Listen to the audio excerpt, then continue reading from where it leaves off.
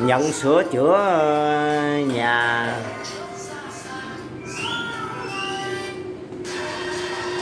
khu vực quận Thủ Đức.